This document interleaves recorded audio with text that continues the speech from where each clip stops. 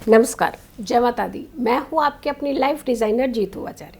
शनि प्रदोष व्रत 4 तारीख को है या 5 तारीख को? भाई तिथि के हिसाब से देखते हैं तो 4 तारीख से ही तिथि शुरू हो जाएगी, लेकिन अगर हम प्रदोष की बात करते हैं तो हम उसी हिसाब से देखेंगे, क्योंकि संध्या का काल हमें चाहिए होता है।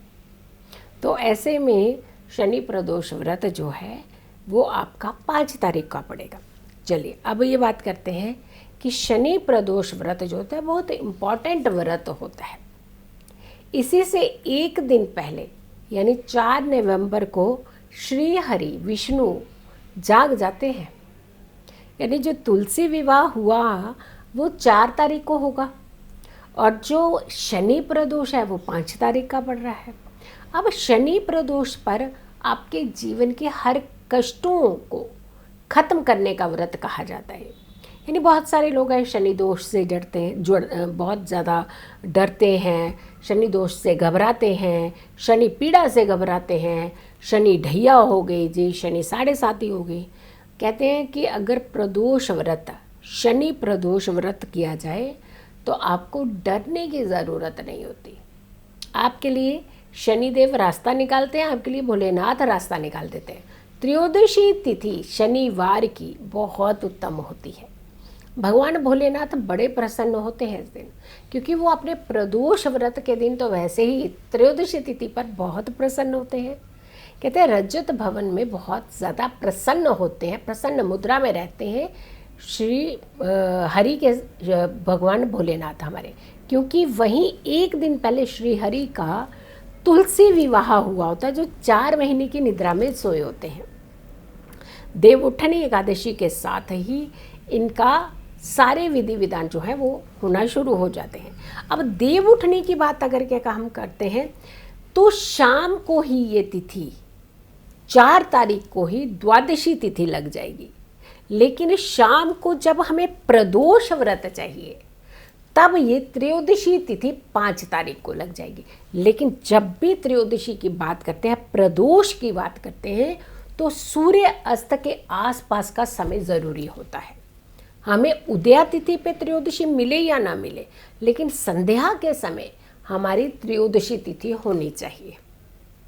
अब उसी हिसाब से उस लिहाज से देखते हैं तो 5 तारीख की शाम को आपको ये त्रयोदशी तिथि का संध्या काल मिल रहा है, प्रदोष काल मिल रहा है, और प्रदोष काल में ही प्रदोष पूजा का महत्व है। 5 नवंबर को शाम को 5:08 पर त्रयोदशी तिथि आरंभ होगी, शुरू होगी। तब तक सूर्यास्त नहीं हुआ होगा, और इसके बाद ही जब सूर्यास्त होगा तभी प्रदोष काल का महत्व है।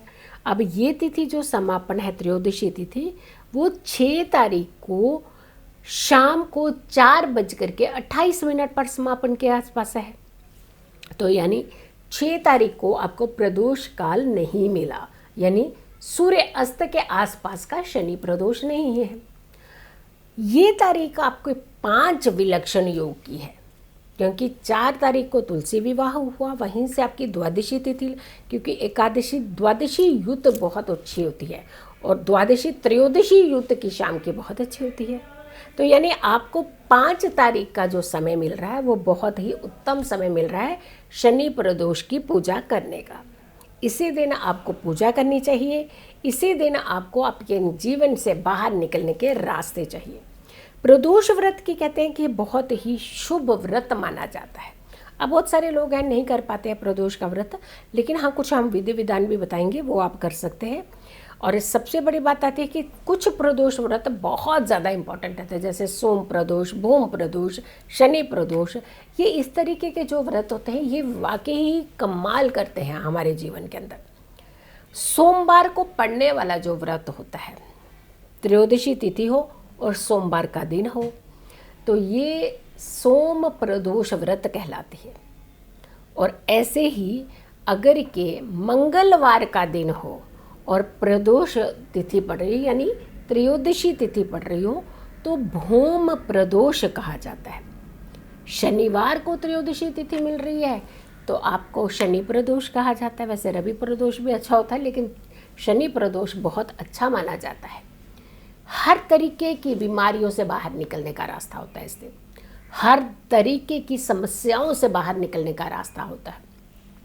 शनि प्रदोष की जब हम बात करते हैं तो प्रदोष काल जो है वो सूर्य अस्त के कहते हैं कि अगर लगभग 40-45 मिनट सूर्य अस्त से पहले और 40-45 मिनट बाद तक, सूर्य अस्त के बाद तक अगर कोई पूजा विधि विधान की जाए त्रयोदशी तिथि की, तो भोलेनाथ आपको जी खोल करके कहते हैं कि आशीर्वाद देते हैं। सबसे पहले आपकी बीमारियां खत्म होती हैं।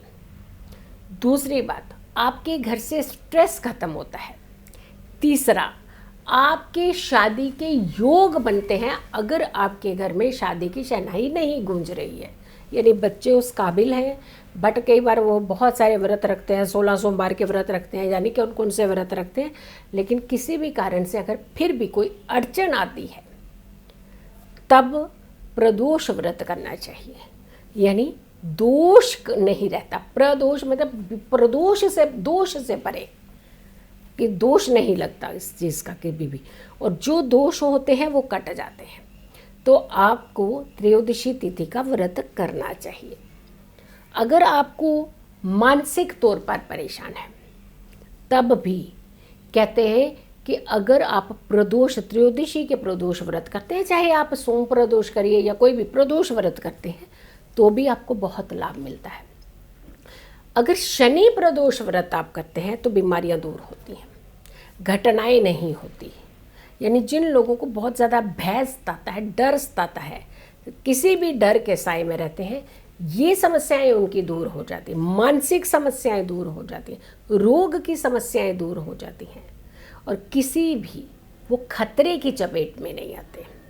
तो शनि प्रदोष व्रत जो होता है वो बहुत ही उत्तम व्रत माना जाता है। क्या करना चाहिए इस समय, कौन सी ऐसी विधि है जो आपको करनी चाहिए?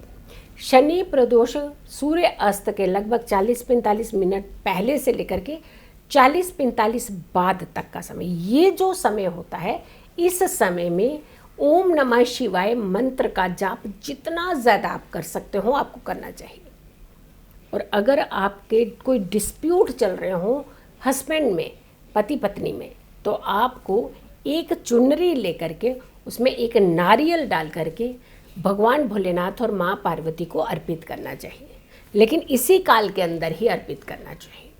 दूसरा, अगर आपके घर से बीमारियां नहीं जाती हैं, आप हमेशा परेशान रहते हैं, तो इसी प्रदोष काल में 13 बेल पत्र लेने चाहिए और हर बेल पत्र के ऊपर एक चंदन का तिलक ज़रूर करना चाहिए। सफ़ेद चंदन हो सकता है, पीला चंदन हो सकता है, हर पत्ते के ऊपर आपको तिलक करना है।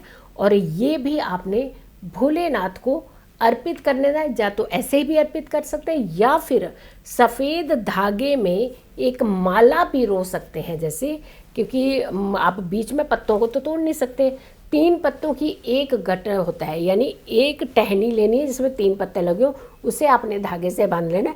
ऐसे टहनियों को जैसे तोरण बनाया जाता है वैसे आपने बांध करके एक माला स्वरूप बनाना है और वो माला अपने भोलेनाथ को अर्पित करनी है। कहते हैं ये उपाय अगर आप करते हैं तो कभी भी आप बड़ी बीमारी की चपेट में नहीं आते हैं।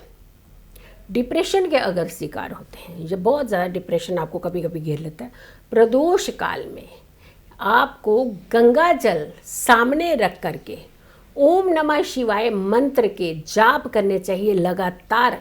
अगर इस पूरे टाइम में कर सकते हैं तो बहुत अच्छी बात है, नहीं तो कम से कम 4 माला आपको जाप करना चाहिए। और उसके बाद आपने इस गंगा जल का रोज़ थोड़ा थोड़ा सा सेवन करना चाहिए, तो आप डिप्रेशन से, बड़े से बड़े डिप्रेशन से बाहर निकलने लगते हैं। तो होते हैं ना कि कितने देवीय ये समय होता है। ये वाकई कुछ तिथियां हमारे जीवन की बहुत ही देवीय तिथियां मानी जाती हैं, तो उनमें से एक प्रदोष तिथि को भी, त्रयोदशी तिथि को भी कहा जाता है। तो आपने इस तरीके के उपाय त्रयोदशी तिथि पर करने हैं। समय आपको बता दिया है, डे आपको बता दिया है कि यानी 5 तारीख को ही आपने इस सारे विधि विधान को करना है। और इस इनफैक्ट सिर्फ स्वयं नहीं करना है, बहुत सारे लोगों को भी आपने इस वीडियो को शेयर करना है। खुश रहिए, स्वस्थ रहिए, पॉजिटिव रहिए। पॉजिटिव रहते हैं तो हर समस्या से हम दूर रहते हैं। जल्दी हाजिर होंगे एक अच्छी वीडियो के साथ, तब तक के लिए नमस्कार।